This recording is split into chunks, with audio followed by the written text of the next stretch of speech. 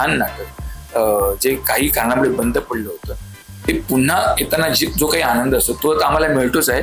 पण आपल्याकडून अतुलच्या आठवणी पुन्हा एकदा प्रत्येक मराठी माणसं नाटकावर प्रेम करणाऱ्या प्रत्येकाच्या मनात अतुलच्या आठवणी जागतात. जरी नाटक आधी 18 वर्षापूर्वी मी ह्याच्यात ते जे रोल केले होते तेच आत्ता करतोय. जेव्हा असं छान रिसिव्ह करणार आहे ज्यांना नाटक कसं एन्जॉय करते माहितीये असा ऑडियन्स जेव्हा मिळतो ना तेव्हा नाटक खूप रंगतं आणि तेच त्या सगळ्या गोष्टीचं टेन्शन असतं. तिघेही असे कलाकार आहोत की कुठलाही प्रयोग आम्ही तो पहिलाच प्रयोग या एनर्जीने तो प्रयोग करतो. जन्माला आलेल्या मुलाला पण तुम्हाला आलेले करून हसवावं लागतं तर रडतो आपसुकच. त्या दिवशी नाटक ओपन नाही मला कॅरेक्टर नाही सांग निर्माते पण चांगले होते तेव्हा आणि आम्हाला मध्ये नाटकाच्या भल्यासाठी बोलतोय कारण कोणी परडीवर काम नाही करत आहे की दिवस वाढवतोय आपल्या नाटकाच्या भल्यासाठीच आहे ते. सो आम्ही नाटक 15 दिवस पुढे टाकलं आणि नंतर अतुलने जे काही केलं तो सगळं इतिहास.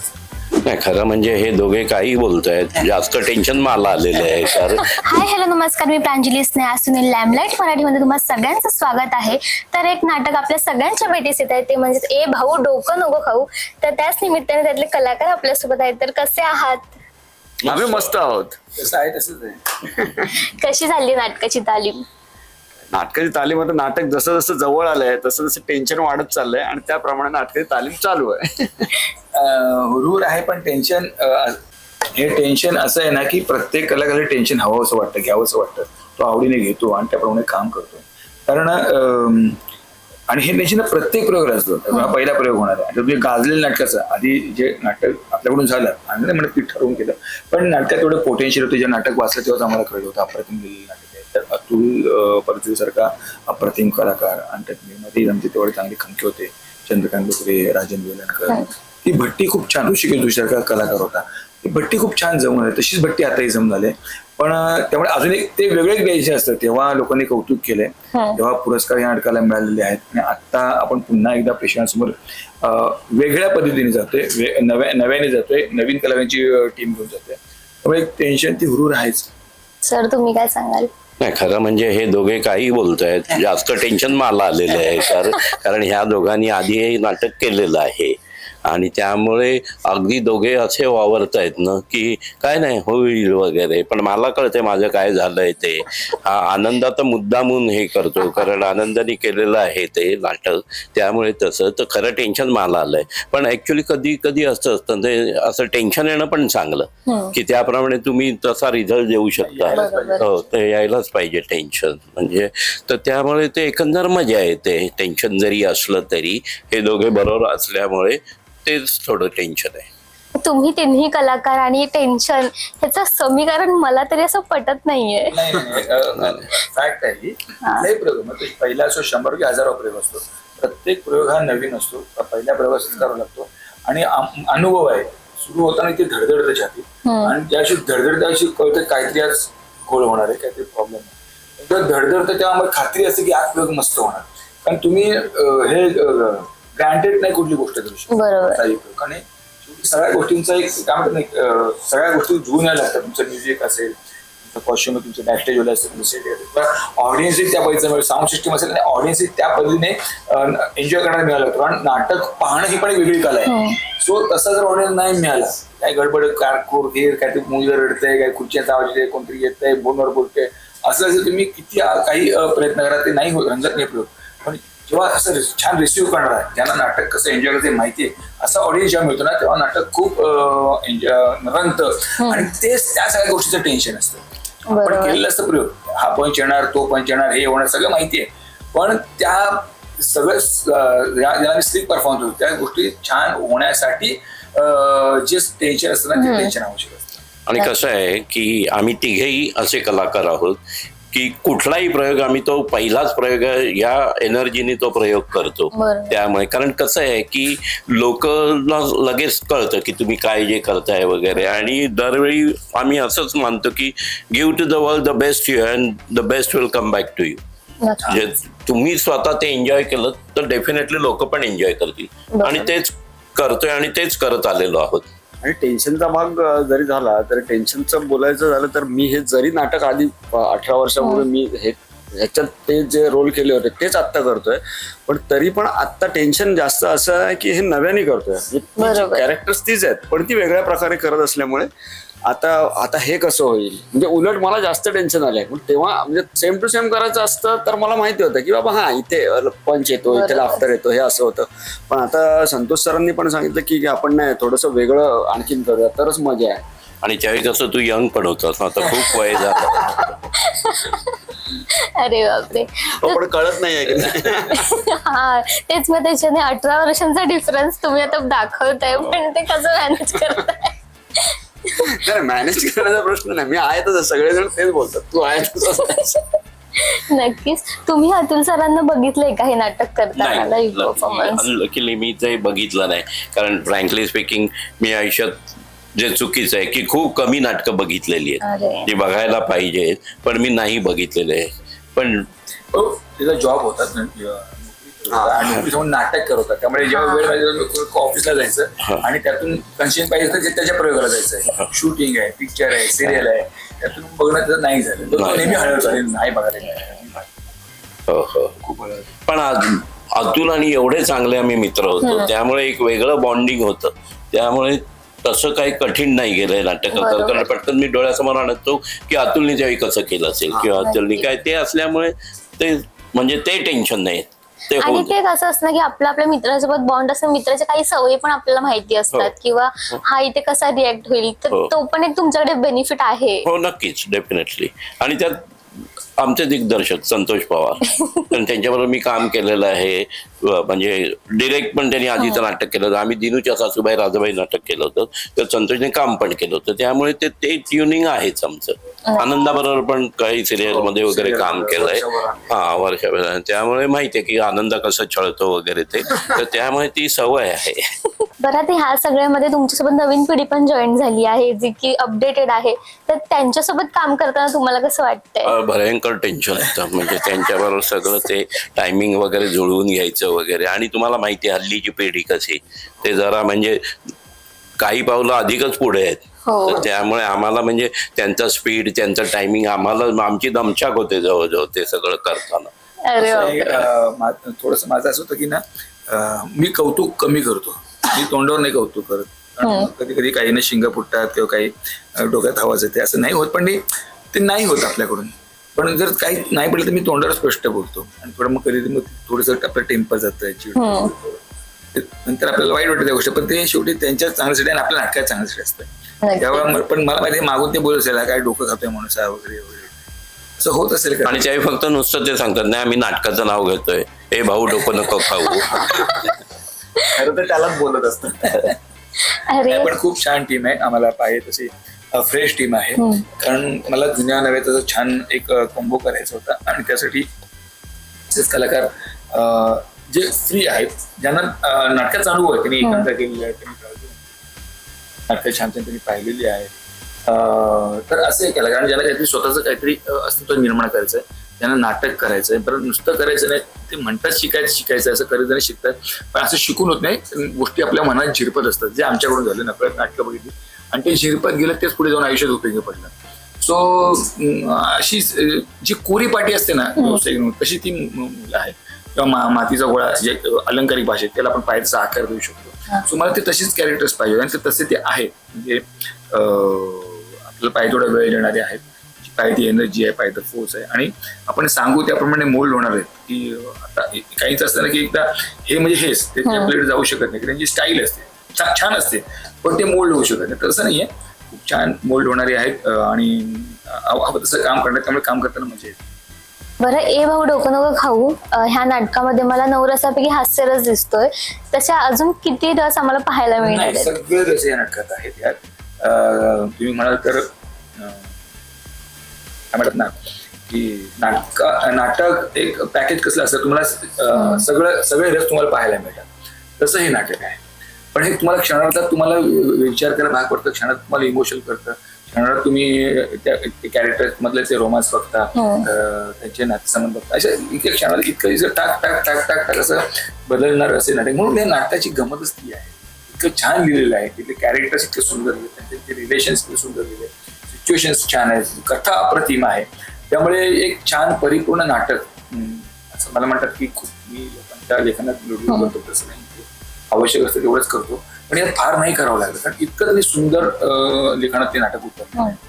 म्हणजे आणि तुम्ही जसं म्हणालात ना की हास्यरस, पण सर्वात कठीण हा हास्यरसच आहे.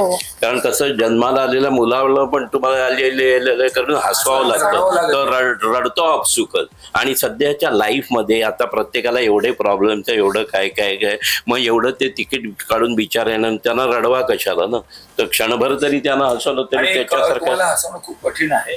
आम्ही कॉमेडी करतो म्हणणे हे आम्हाला माहिती आहे आम्ही कॉमेडी करणं कोणी आहे, आम्ही खूप गंभीरपणे कॉमेडी करतो, अतिशय सिरियसली केलेली ती उत्तम कॉमेडी असं आमचं हा येणार असं नाही. तो एक लाफ्टर येण्यासाठी त्याच्या मागे पुढे ज्या काही गोष्टी कराव्या लागतात एकेका पंचसाठी कराव्या लागतात. त्यामुळे खूप गंभीरपणेच कॉमेडी हा बिझनेस, कॉमेडी गोष्ट ही गंभीरपणे करणारीच आहे. बरं, म्हणजे मी असं म्हणेन की आधीच हे नाटक हाऊसफुल आहे, खूप चाललेलं आहे. ते एक नाटक म्हणजे ते लोणचं आणि त्यात मुरलेले कलाकार म्हणजे तुम्ही सगळे असं मला म्हणता येईल. हे त्यात मध्ये म्हणजे कैरी नाही कलिंगड आहे. 20 वर्ष मुरलेलं आहे. बरं, तुम्ही आता एवढी सगळी नाटकं केली आहेत, चित्रपट केलेत, की असा काही किस्सा झालाय का नाटकाच्या मध्येच की तुम्हालाच लाफ्टर आलाय की प्रेक्षकांमुळे, असा कधी किस्सा झालाय? खूप वेळा अशा गोष्टी घडतात, त्याचं पटकन अशा सांगता येणार नाही, पण अशा गोष्टी घडतातच की स्टेजवर असायला. पटकन एक छोटासा प्रसंग सांगतो. गेला माझं कोणीकडे मी नाटक करत होतो, तर त्याच्यावर पण अनेक टेलिफोनचे किस्से होते. तर एकदा मी टेलिफोन असा घेतला, बोलतोय आणि लोक हसायला लागले आणि ते हसणं थांबे ना. म्हणजे खूपदा कसं असतं की कॉमेडी नाटकाला रिपीट ऑडियन्स असतो, तर मला वाटलं आज बरेच रिपीट ऑडियन्स आहे, वा एवढे हसतायत एवढे हसतायत.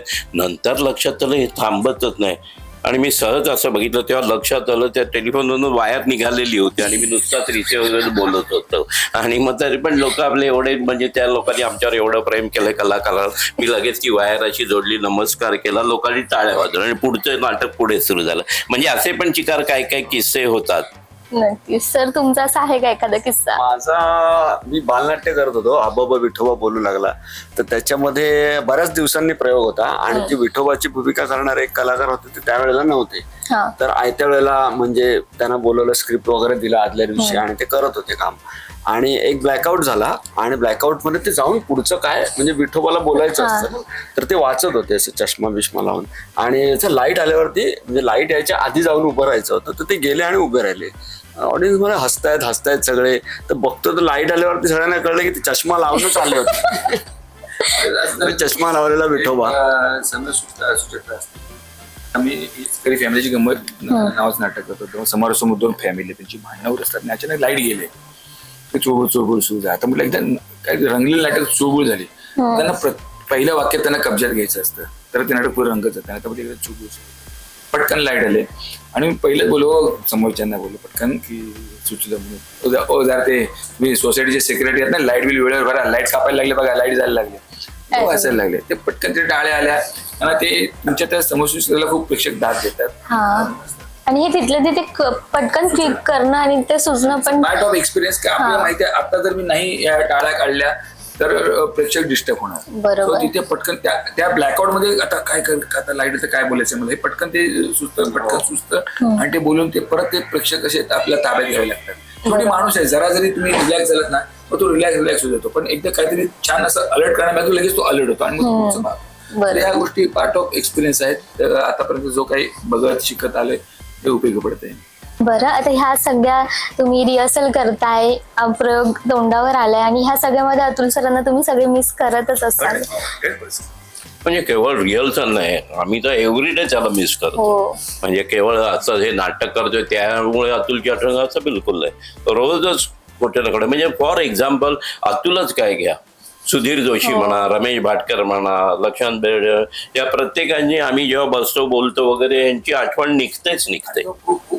आणि आठवण काय सिन्सिअर करा, पाट्या टाकल्या की आता आपण केलं आता पॉईंट मी लागता करतो. मी सांगतो ना, एक किस्सा आहे जो मी ना म्हणजे अतुल गेला तुम्ही बाहेरगावी होतो त्यावेळी मी आलो आणि मी सोनियाला भेटायला गेलो, भरून आलं कसं फेस करायचं काय. एक किस्सा सांगता सोनिया पण त्या हसायला लागली. इतका तो सिन्सिअर होता ना तो, की आम्ही एक इव्हेंट केला आणि ते इव्हेंट असं होतं ना की समोर प्रेक्षक असे गोल टेबल असे कसे बसले खातायत पितायत आणि तिथे समोर आम्ही इव्हेंट करतोय. तो कोणाचं लक्ष कोण खाताय पिता आपल्याला सवय असते ना ऑडियन्सच्या रिस्पॉन्सची, तर ते आम्हाला कळतच नव्हतं काय होतं. तर सगळं ते डिस्टर्ब होतं, सगळं वातावरण डिस्टर्ब होतं. आतून रिचार्डने परफॉर्म केला, तो आतमध्ये आला, तू काय करतोयस, काय नाही काय करतोयस, काय करतोय, नाही तू काय नाही म्हणत तुला विचारलं काय करतोय, काय नाही, चूक माझ्या तोंडावर तू काय केलं आपण, त्याचा दोष नाही, त्याला माहिती होतं. पण तो डिस्टर्ब आपण करतोय प्रेक्षकबद्दल काय तुम्ही काय म्हणतात ना ती तुमची चुकीची आहे सगळी एवढी, पण त्यांनी ते एन्जॉय तो इतका स्वतःवर कमेंट होता, एन्जॉय करत होता. म्हणजे इतका तो सिन्सिअर होता, कुठलंही काम तो असं पाठी टाकून करत नव्हता. पण हे नाटक करताना पण मी किस्सा सांगतो सगळ्यांना की कलाकार कसा असावा, की आता तारीख डिक्लेअर झाली, आम्ही जाहिरात सुटली होती आमची तेव्हा, पण अतुल ज्या दिवशी जाहिरात आली, आता 4 दिवशी नाटक ओपन, नाही मला कॅरेक्टर नाही सांगत, निर्माते पण चांगले होते तेव्हा, आणि आम्हाला मध्ये नाटकाच्या भल्यासाठी बोलतोय, कारण आपण कोणी परडीवर काम नाही करत आहे की दिवस वाढवतोय, आपल्या नाटकाच्या भल्यासाठीच आहे ते. सो आम्ही नाटक 15 दिवस कोणी टाकलं आणि नंतर जे अतुलने जे काय केलं तो सगळा इतिहास इतका सिन्सिअर होता. आणि ह्या अशा त्याच्या गोष्टींची ना नेहमी आठवण न्यायची, नेहमी आठवण. एक माणूस खूप छान किसायचा की मी आणि तो दोहा कतारला गेलो, दोघांनीच नाटक केलं होतं आणि म्युझिक पण मीच ऑपरेट करतो ज्यावर रिमोटवर, तेव्हा DVD प्लेअर होते ना, नाटक छान जर एन्जॉय केलं, पैसे मिळाले, आम्ही आपलं काम कोण संतोष शोध चुकलाय, तुला अजून पैसे देणं बाकी. म्हणजे स्वतःहून सांगितलं, बोलवलं त्यांनी, भेटलं ते असा इश्यू होता. कोण करतं एवढं, कोण नाही. रक्कम अशी फार फार मोठी नव्हती काही मला कळणार आहे की मला कळल्यावर मी तो विचार करणार, असं काही नव्हतं. पण एक प्रामाणिकपणा असतो ना, प्युअर माणूस असतो ना, प्युअर हार्टेड, तसा माणूस होता.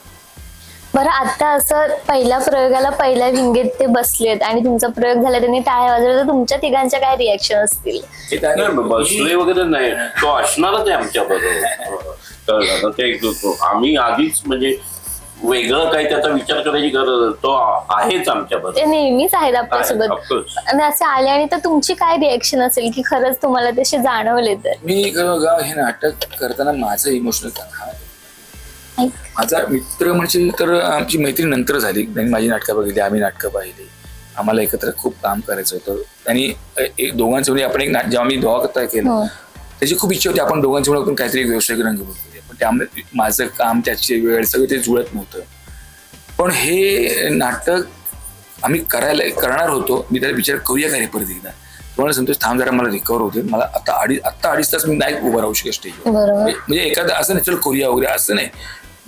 त्यांनी स्वतःची तयारी पण बघितली, मी फिजिकली पण करू शकतोय का, म्हणून ठीक आहे मग तू रिकवर होय, आपण नंतर करूया, पुढे ढकल नाटक. कारण तेव्हा अतुल नाही तर कोण हा दुसरा विचार मी डोक्यात येणं शक्य. पण आता नको ती गोष्ट घडली, अतुल गेला आपल्यातून, पण तो सतत आपल्या बरोबर होता आणि आपण नाही यार काय करू शकतो, आपण नाही काय करू शकतो, एक तर राहतं ना आपल्या मनात, आपण हेल्पलेस असतो. पण एक झालं आमच्याकडून की हे नाटक पुन्हा करताना अतुल बद्दल पुन्हा सगळं बोललं गेलं, अतुल आहे आपल्या हातात, अतुल आहे आपल्या, हे पुन्हा सगळं सुरू झालं, तरी खूप समाधान वाटतंय. चला आपल्याकडून काय म्हणत काय हे तरी आपल्याकडून नकळत कळलं पण झालं. अच्छा, त्याचं श्रेय आमचे निर्माते आहेत मिहिर गवळी, त्याचे वडील फार मोठे इथले सेट कॉन्ट्रॅक्ट एकत्र ते आहेत, आमचे काय म्हणतात सूत्रधार नितीन नाईक, प्रणित बोडके, यांनी सगळ्यांनी हा जो घाट जुळून आणले ना, सो हे मी त्यांनाही खूप लागलं धन्यवाद. एक छान नाटक जे काही कारणामुळे बंद पडलं होतं, ते पुन्हा येताना जो काही आनंद असतो तो तर आम्हाला मिळतोच आहे, पण आपल्याकडून अतुलच्या आठवणी पुन्हा एकदा प्रत्येक मराठी माणसं नाटकावर प्रेम करणाऱ्या प्रत्येकाच्या मनात अतुलच्या आठवणी जागतात, त्यासाठी आम्हाला खूप समाधान वाटतं. नक्कीच, खूप छान वाटलं तुमच्या तिघांशी बोलून. लॅमलाईट मराठीकडून या नाटकाला हाऊसफुल शुभेच्छा. Thank you very much. आमच्याकडून पण तुमच्या सर्व प्रेक्षकांना खूप खूप शुभेच्छा. Thank you very much. थँक्यू.